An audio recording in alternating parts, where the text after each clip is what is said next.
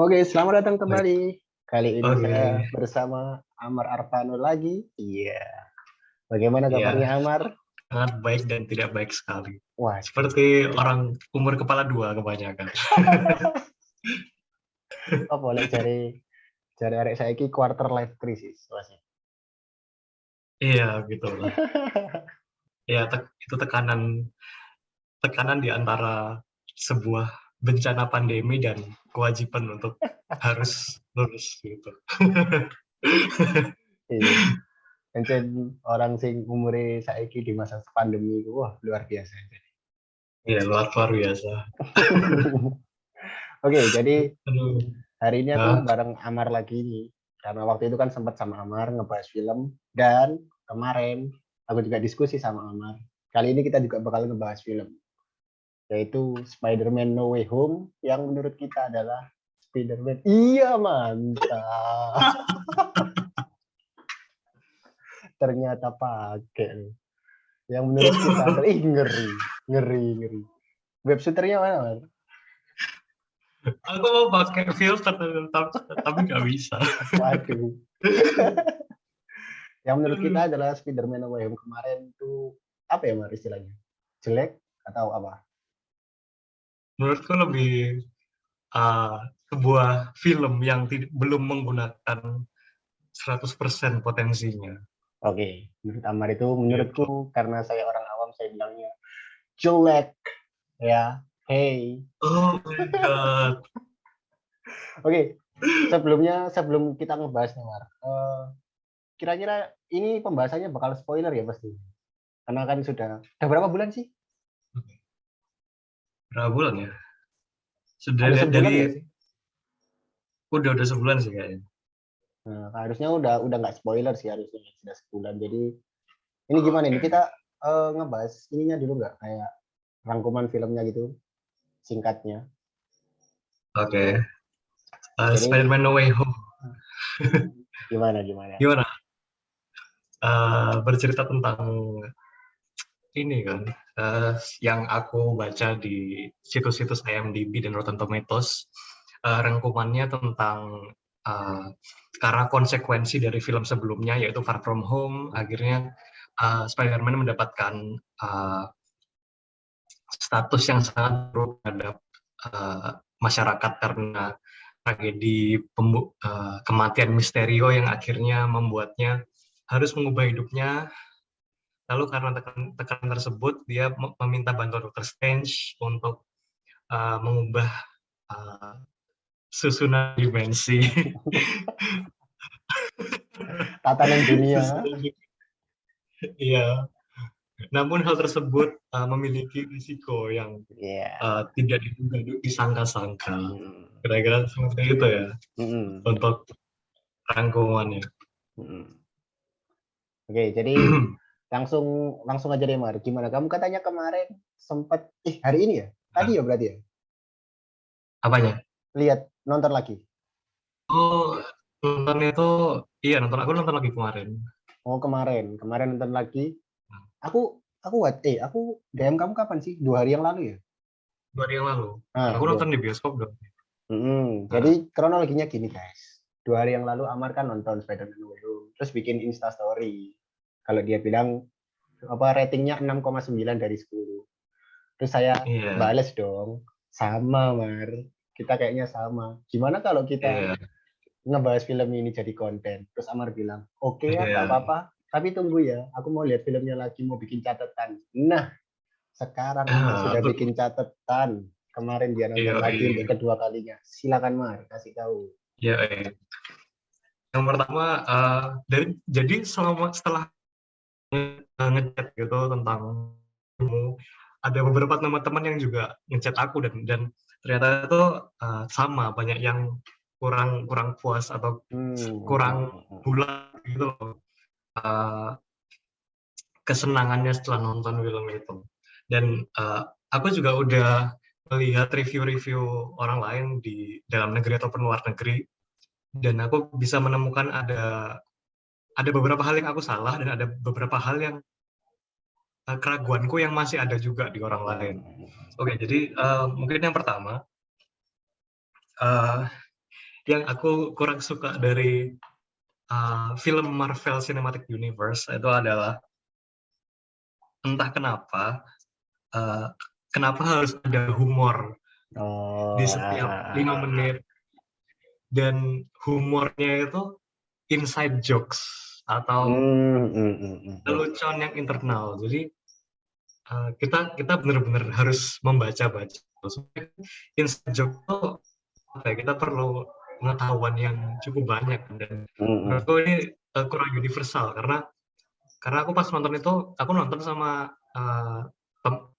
sama anak yang belum nonton Spider-Man sebelumnya gitu. Jadi jadi nggak tahu iya referensinya berarti ya. iya, dan terkesan alot aja gitu. Delivery-nya alot aja. Itu soal inside jokes. Tapi inside jokes aku masih bisa memaafkan. Aku nggak bisa memaafkan itu kenapa harus humornya itu setiap 5 menit gitu. Jadi misal ada adegan genting dari Spider-Man. Spider-Man akan melakukan pertarungan terakhir. Kenapa harus diselingi jokes-jokes gitu loh ya. Paham nggak sih? Jadi jadi tingkatan konfliknya itu dipatahkan dengan jokes itu. Jadi kayak jadi nggak kerasa menakutkan ya. Iya, kita udah mau tegang nih, udah di build up, udah mau rising action, cuman akhirnya dipatah-patahin terus, jadi turun terus gitu loh. Tapi itu Kayak menurutmu gitu. di semua film MCU atau cuman No Way Home aja kemarin? Gini, ada film menurutku mulai akhir-akhir ini mulai banyak gitu. Jadi apa ya? Menurutku setelah Endgame sih banyak Endgame. Oh kecenderungan iya seperti iya Shang-Chi gitu ya. Shang-Chi ya, terutama Shang-Chi itu Iya Shang-Chi ya. itu Apalagi kan Shang-Chi iya soalnya itu kan yang cewek itu hmm, kayak humor banget kan, lebih niat kayaknya dia iya itu. ya Awkwafina kan apa ya, comic relief lah dia. Iya. Eh, Cuman sih menurutku masih lebih mengganggunya No Way Home daripada Shang-Chi. Karena kalau kita lihat Shang-Chi di final battle-nya tuh nggak ada jokes kan, Oh iya bener-bener iya iya benar serius. benar. Iya nggak sih? Jadi Shang-Chi tuh ngetaraninya atau ketahuan bangetnya di awal-awalnya doang, untungnya ya. Untungnya cuma di awal. Kalau ini tuh No Way Home ini aku pikir rata gitu loh. Jadi kayak Iya iya benar benar. kan itu yang bikin bosen kayak gitu. Ya, aku Oke berharap oke oke. banget Marvel tuh bisa lebih mungkin itu uh, mungkin mereka agak takut untuk penonton itu tidak bisa tidak bisa menerima adegan tegang, atau mereka takut untuk penonton bosan ya, mungkin karena itu mereka memasukkan jokes setiap 5 menit ya. Tapi Iya menurutku iya iya. itu nggak bijak banget gitu. Iya iya benar benar. Setuju sih. Kayak gitu. Oh atau Ya. mungkin mungkin karena ini Spider-Man Hmm? kan. Spider-Man kan emang di apa ya, di komiknya Nah, kan emang kayak gitu kan orangnya. Ceria gitu. iya, Atau mungkin sisi itu yang coba mungkin ya. dibawa sama pihak MCU-nya. Iya, mungkin sih. Cuman kita melihat film-film sebelumnya, misal Spider-Man pertama deh, Spider-Man-nya Tobey Maguire, itu ketika udah terlanjur dark, dia berani dark banget gitu. Iya sih, yang ketiga itu Nah, apalagi ya. nah kayak gitu-gitu sih. Itu Far From Home itu apa ya, kurang kurang menempatkan momen dengan baik sih, di tiap peristiwa-peristiwanya ya. Kayak gitu. Oke oke. Lanjut. Terus uh, selanjutnya itu adalah uh, interaksi antara tokohnya, empati mereka, relasi mereka tuh kurang kuat. Dan salah satu yang paling uh, salah satu yang paling menurutku krusial itu antara Peter Parker dan Aunt May. Nah, ketika Aunt May itu meninggal, itu kayak kurang terpukul gitu, kurang terpukul. Nah, aku paham kalau si Aunt May itu adalah semacam Uncle Ben-nya Peter Iya, kan. benar benar benar. Nah, cuman sayangnya itu kematiannya itu tidak mengubah seluruh aspek karakter dari Spider-Man. Nggak Jadi kan kayak nggak kayak itu yang Toby sama Andrew ya. betul banget, betul banget. Eh, di bukunya Robert McKee, Story, buku yang menjelaskan soal penceritaan, menulis struktur cerita itu, intinya itu dimensi tokoh itu ada 3, ada psikis, ada fisik, sama ada sosial budaya kan. Hmm. Nah, menurutku itu Tobey Maguire sama Andrew ketika kehilangan Uncle Ben Mm-mm. itu mengubah 2, yaitu psikis karena bersedih kan, Terpukul lah. si Spidey-nya. Lalu dari sosial budaya dia kehilangan keluarga dan teman. Iya, Nah, benar teman benar. ini yang penting banget karena si Andrew dan Garfield tuh kehilangan teman, sementara versi Tom Holland dia masih punya Ned dan MJ bahkan sebagai teman. Jadi menurutku kurang impact-nya di situ. Iya, iya, iya, iya. Tapi itu Walaupun mungkin aku karena suka, ini ya, kan Harry Osborn-nya kan emang belum keluar di Tom Holland. iya, iya. Walau dia juga sih dari Osborn ya. Cuman menurutku impact-nya lebih ke Tobey dan Andrew Iya. karena 2 itu sih, karena Nah, dia impact kedua, sementara yang Spider-Man cuma 1.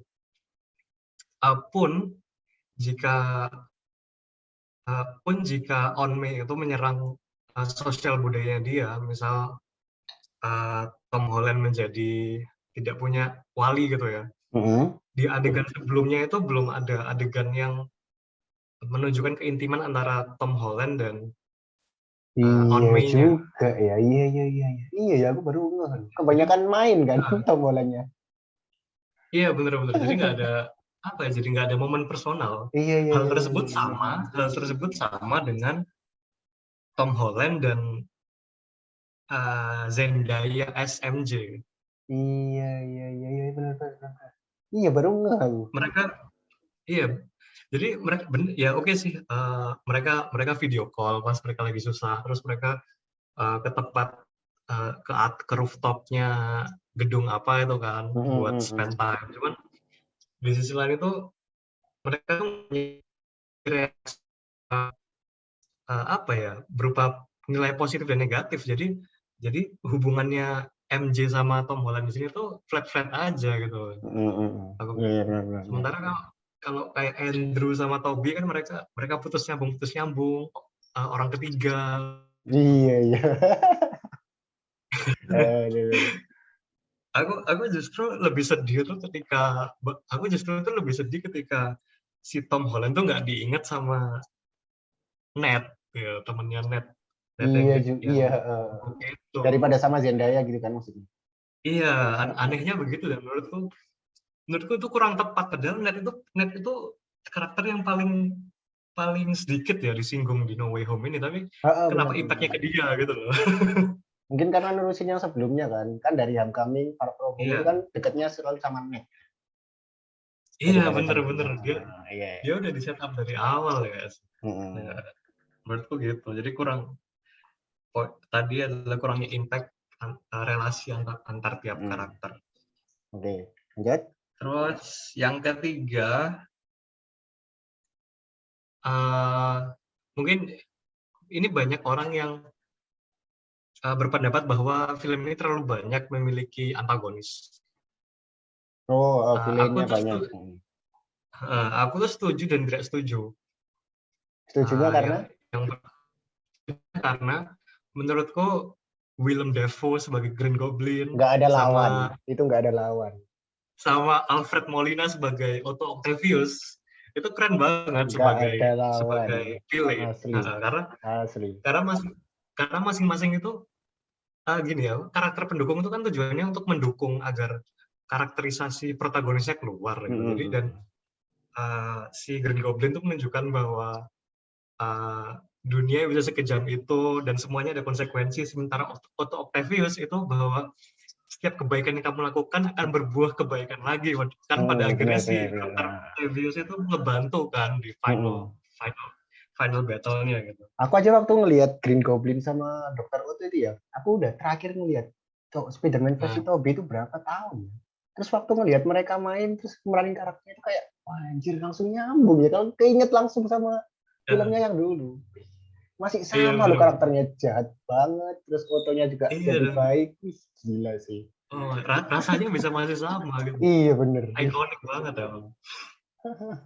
Eh, terus yang cuman yang aku tidak setujunya itu ini sih lebih ke aku tuh masih agak bias dengan tujuannya Electro di film itu. Terutama yang dia bilang ada energi yang baru atau ketika dia berusaha mencuri kotaknya, aku nggak yakin setelah mencuri kotak itu dia mau ngapain karena itu kan sesuatu yang dia tidak mengerti. Gitu. Iya, iya, Di iya. universe kan nggak ada kayak magic gitu. Hmm. Sementara kalau kayak Lizard dan Sandman itu aku oke. Eh, aku aku menganggap mereka sebagai uh, semacam selingan kan dan Iya. itu oke karena nggak mungkin semuanya stand out. Tapi Mm-mm. aku juga aku senangnya tuh ya kayak karena tadi itu karena Dokter Octavius sama Willem Iya, Dafoe bisa itu sih shine. itu paling membantu sih. Sebenarnya Nah, kalau misalnya yang ditarik cuma dua itu udah cukup sih kayaknya. iya, Gila sih keren sih.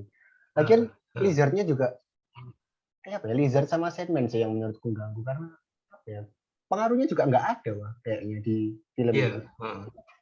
Mending iya benar. tiga Cuman aja jadi Electro, uh, Green Goblin sama Dr. Otto sih kayaknya menurutku ya.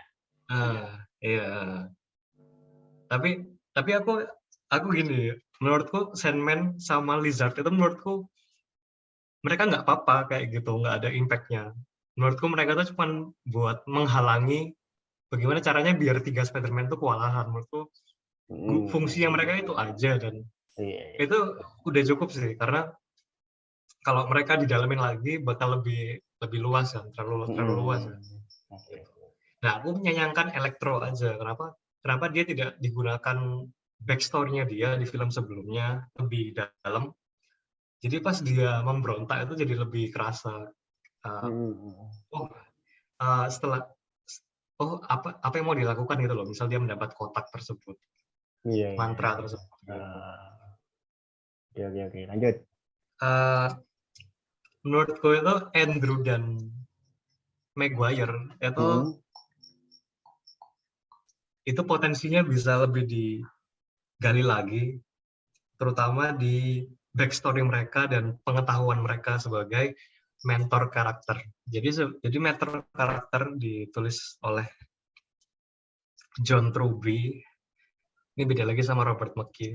Dia bilang itu begini, mentor itu adalah seseorang yang mengajarkan sepenuhnya atau setengah atau sedikit dari kebenaran. Jadi sistemnya tuh begini, ketika protagonis memiliki ideologi, itu biasanya berupa kebohongan yang dia pikir adalah kebenaran kan. Nah, sementara cerita itu mengasah dia agar dia tuh mengerti tentang kebenarannya. Gitu. Misal Tom Holland percaya bahwa selalu ada second chance gitu. Padahal itu salah atau tidak sepenuhnya benar kan pada Iya, akhirnya. benar. Dan pada ending filmnya ternyata walaupun second chance itu bisa membuat Octavius membantu mereka, namun tetap aja konsekuensi terbesarnya adalah yaitu nggak ada second chance gitu. Nah, menurutku itu Andrew dan Maguire itu seharusnya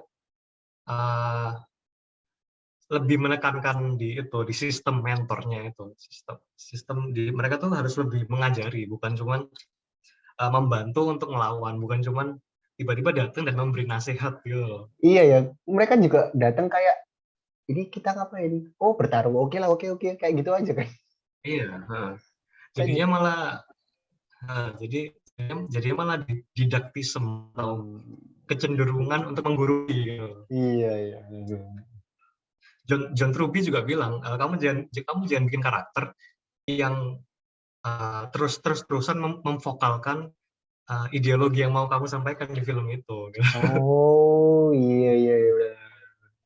Iya, dan mereka datang nih terus bilang kalau aku kehilangan Gwen, MJ di universeku, terus aku kehilangan Uncle Ben, dan ketika aku balas dendam aku tidak mendapatkannya. Jadi kayak wow, aku harus melihat 5 film sebelumnya gitu loh untuk mengetahui cerita ini. Iya iya. Pada akhirnya alot juga. Kita, Mm. kita yang udah nonton film aja susah mencerna kan, apalagi yang Tom Ah, Holland yang lagi sedih malah mm. ini multiverse apaan gitu. Iya iya iya iya. Setuju setuju. Dan uh, dan banyak ini sih, ini poin selanjutnya Mm. itu banyak plot plot convenience. Aku nggak tahu bahasa Indonesianya, intinya itu jalan cerita, ada peristiwa yang memaksamu untuk mengerti jalan ceritanya. Jadi Bener. misal nih, oke ya, plot convenience. Jadi misal uh, Ini aku ada mencoba menebak mesinnya. ini apa yang bakal kamu ngomongin plot convenience. Aku juga ngerasa ada. Jadi coba kamu dulu yang ngomong. Oke, jadi ada mesinnya Tony Stark nih, mesin yang bisa membuat apa saja dan mempelajari apa saja. Nah, akhirnya Tom Holland dengan kepolosannya juga amanah dari Aunt May untuk memberi orang-orang ini bantuan. Dia nge-scan Dr. Octavius gitu, dia nge-scan terus tiba-tiba muncul aja, oh ternyata Dr. Octavius ini dia tidak gila, tapi karena sistem sistem capitnya Sarafnya. itu syarafnya jadi tidak benar. Akhirnya, oh ayo kita bikin mesin yang bisa secara ajaib memperbaiki gitu. Terus Bener. dicoba, dicoba, wah kok dia mati, kok dia kayak enggak, tiba-tiba Terus dibangun terus iya kok hidup bener lagi. gitu. Wow. Iya, harusnya harusnya itu adalah peran Maguire untuk Iya juga, uh, bener ya. Karena dia yang untuk paham kan. iya, agar Iya si ya. Tom Holland itu mengerti. Iya. Heeh. Itu poin yang kamu tebak nggak? Kalau yang kamu apa? Enggak. Kalau aku ini yang Doctor Strange kalah di Mirror Dimension. Oh, Meskipun meskipun apa nah, meskipun teorinya Spider-Man pakai apa geometri atau apa, tetap nggak masuk akal menurutku. oh, oke oke. Karena Doctor Iya Strange iya. itu apa ya, Ancient One aja bilang kalau Doctor Strange itu orang yang terpilih daripada orang yang lain. Kok bisa kalah sama Spider-Man? Dia pernah ngelawan Oh, oke. Thanos, kalah sama Iya Spider-Man. iya men. Dan Bener sih. yang bikin aku kesel itu kalahnya itu di medan perangnya dia sendiri, mah. Oh iya iya iya. Itu sih kalau aku Iya sih. itu plot convenience juga sih, soalnya ya kita kita mungkin karena kita nggak tahu Tom Holland tuh sepinter apa ya, ya nggak sih, karena nggak Mm-mm. terlalu dibahas kan dia Oh, secara sama ini, akademis. sama ini. Waktu Tom Hah? Holland dikeluarin apa arwahnya, terus yang switch-nya gini-gini sendiri. Oh, aku nggak tahu apa. Yang waktu dikeluarin loh sebelum ke Mirror Dimension. Iya, terus dia berenang itu kan. Nah, itu kan switch-nya mau diambil kotaknya sama Doctor Strange kan switch-nya gerak sendiri kan. Padahal kan arwahnya udah keluar. Iya Nah, iya itu iya gimana benar. itu coba?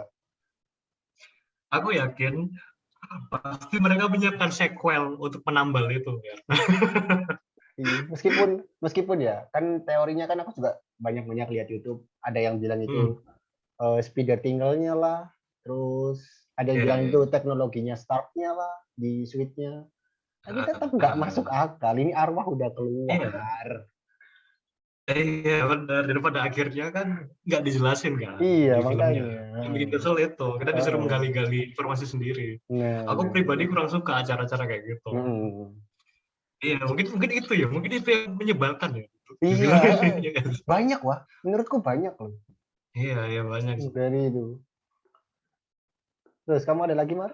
Terus terus tau nggak apa yang pas si Willem Dafoe tiba-tiba balik gila lagi, itu kenapa ya pemicunya? Aku kurang ngebahas. Kayak itu Yang kan momen sebelum dia bilangnya ah, waktu dia jadi Green Goblin kan dia bilangnya si siapa sih karakternya namanya? Norman Oh, Osborn. Norman lagi tidur. Jadi mungkin kayaknya Green Goblin waktu itu emang sengaja nggak keluar biar Hmm, si Norman ini disukain, waktu udah disukain baru Green Goblin-nya keluar. Kayaknya gitu ya. eh, Tapi ya tetap kayaknya sih. ya. Makanya itu ya bener. Tapi tetap nggak masuk akal sih. Iya, jadi kayak pas itu kan kayak si Tom Holland kan ada kayak spider sense gitu kan. Dia tiba-tiba sadar terus sesuatu, terus aku kira ada apa kan, kok tiba-tiba dia ngejaring Tangannya. Norman Osborn gitu. Iya, aku juga bingung sih itu. Cuman ya, tapi apa ya, maksudku performance-nya Willem Dafoe, performance-nya Norman Osborn ditambah impact-nya ke cerita yang terakhir itu aku masih bisa memaafkan itu. Benar, benar. Hanya kan apa kegoblokannya di awal itu termaafkan, di jahatnya dia di terakhir. Iya, apa Hmm. ya, Norman Osborn yang terakhir itu serem banget gak sih? Lebih serem Ngeri, dari ngeri dari asli, ngeri. Dia ini bagi yang nggak tahu ya, itu eh, orang udah tua, bayang. Tua ngelawan iya, 3 orang bocah.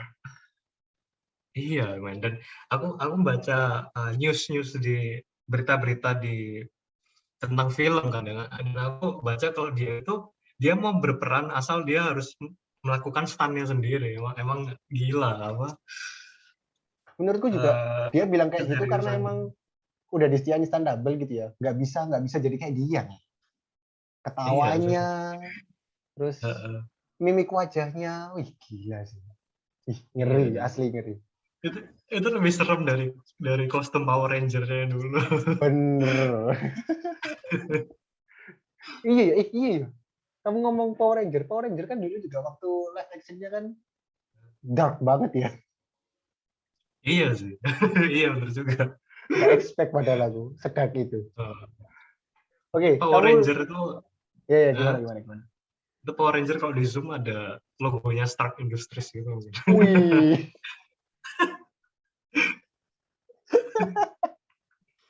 oke Mar, gimana, ada poin lagi? Oke. Ini poin terakhir sih. Jadi di sebuah cerita dan kehidupan sih menurutku. Ini kayak semacam berbanding lurus gitu loh. Hmm.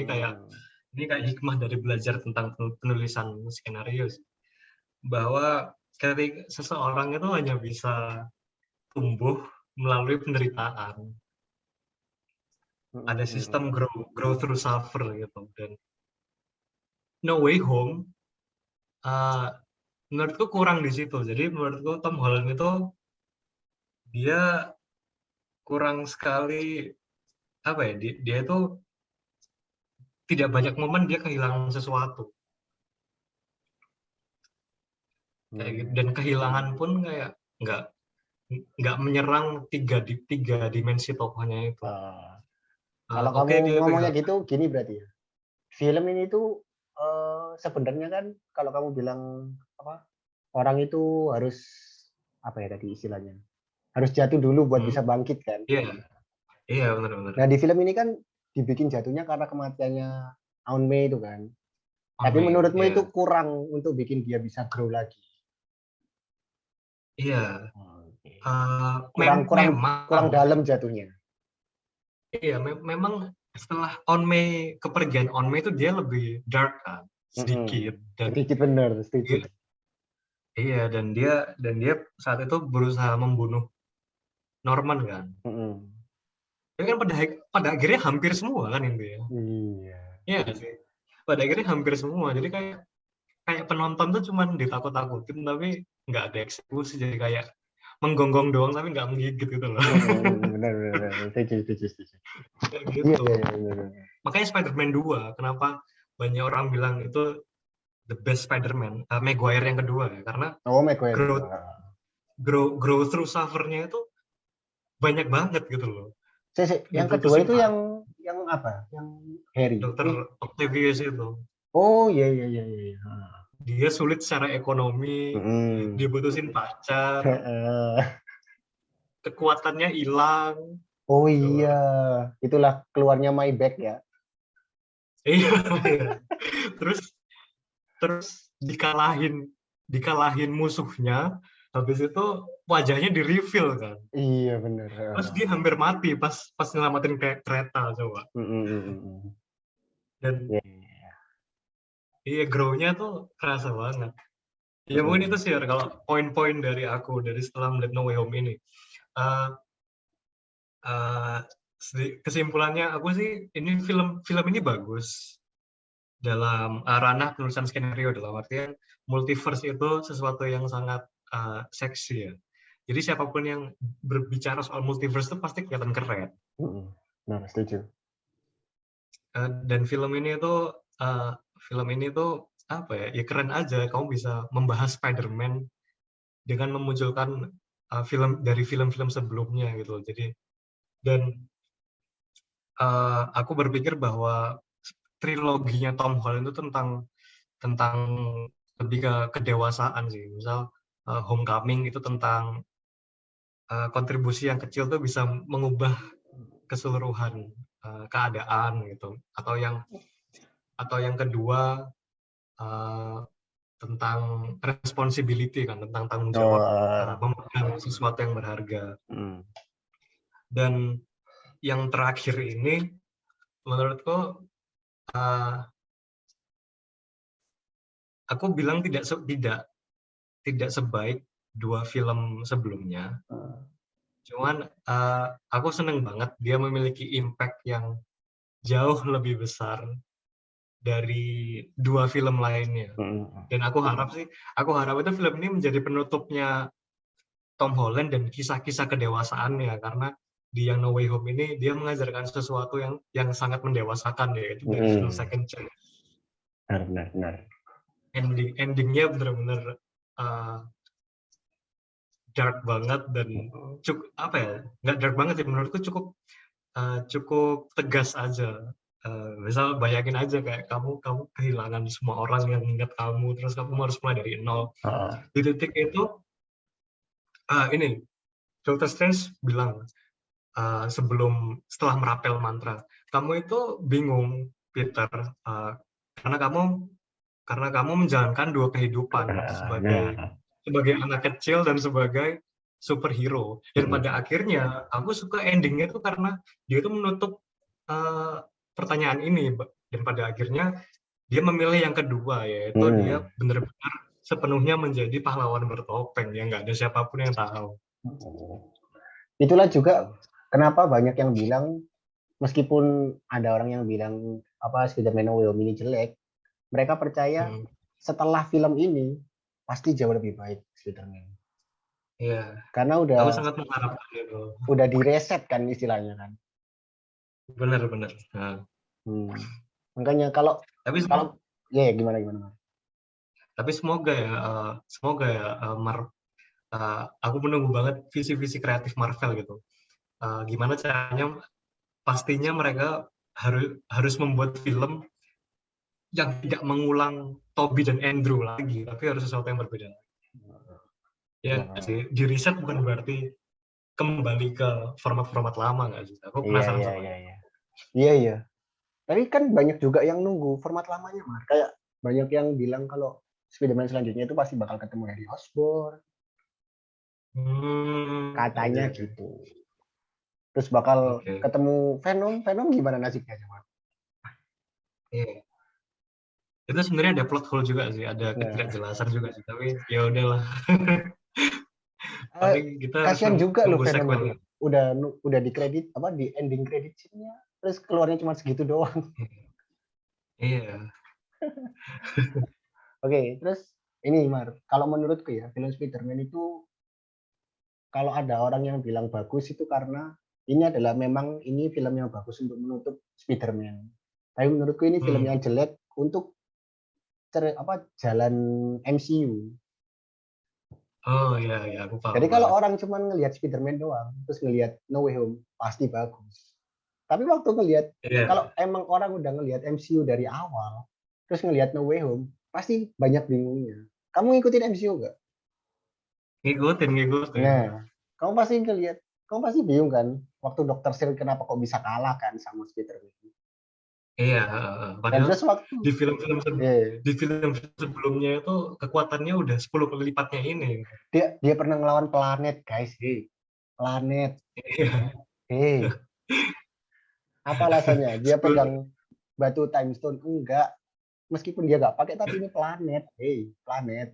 Iya, iya man. Kok bisa kalah sama Dia tiba, bocah?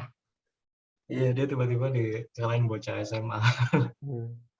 Kalau orang yang tahu MCU pasti pasti berantakan semua. Apalagi Net yang waktu itu tiba-tiba bisa pakai anunya Doctor Strange, datengin Peter Iya, semuanya.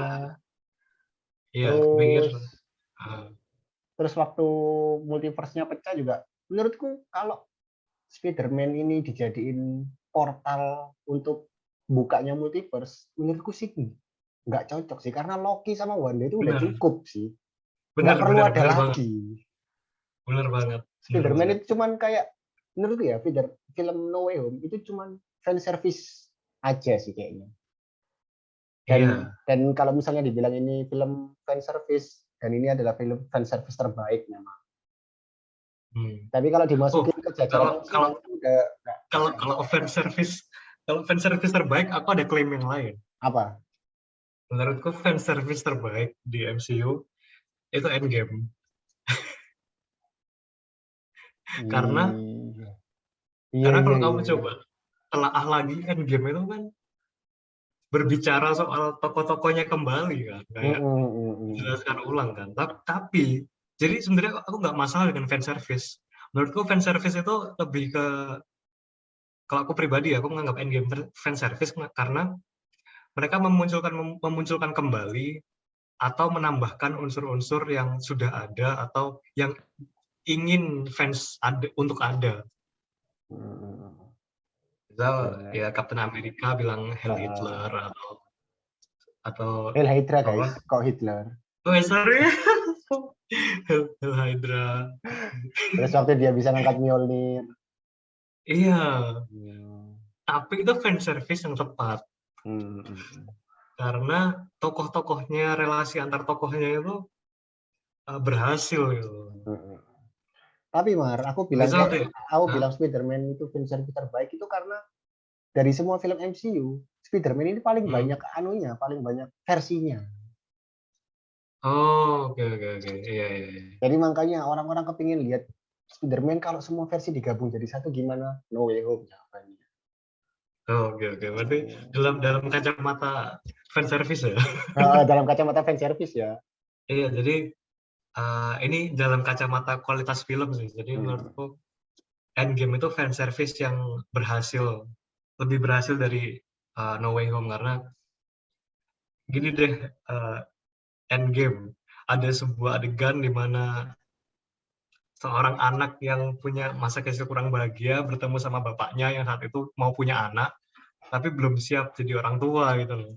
Lalu ada Ada seorang keadaan, sebuah keadaan. seorang seorang Oh iya. lelaki yang kehilangan pacarnya, terus Oh iya, benar. ke perjalanan Akhirnya waktu ke belakang, dia ketemu pacarnya, tapi dia memutuskan untuk tidak ketemu demi menyelamatkan dunia. iya, Wow, iya. man, satu adegan itu aja udah lebih haru gitu Iya, iya, daripada iya, benar.